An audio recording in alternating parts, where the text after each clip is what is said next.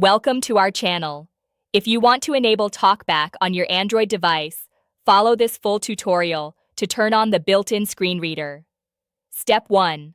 Open the Settings app on your Android device by tapping the gear icon. Step 2. Scroll down and tap on Accessibility to view all accessibility features available on your device. Step 3. Look for TalkBack under the screen reader section and tap on it. Step 4. Toggle the switch at the top of the screen to turn TalkBack on. Step 5. Read the pop-up message explaining what TalkBack does and how it changes the way you interact with your phone. Step 6. Tap OK or Allow to confirm, remembering that you'll need to double tap instead of single tap once TalkBack is active. Step 7.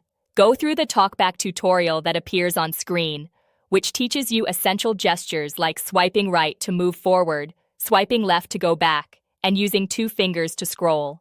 Step 8. To turn off TalkBack later, press both volume keys simultaneously for 3 seconds, or navigate back to Settings, then Accessibility, then TalkBack, and toggle it off by double tapping. And you can also customize TalkBack settings like speech rate and verbosity level to suit your needs. Don't forget to like this video and subscribe to our channel.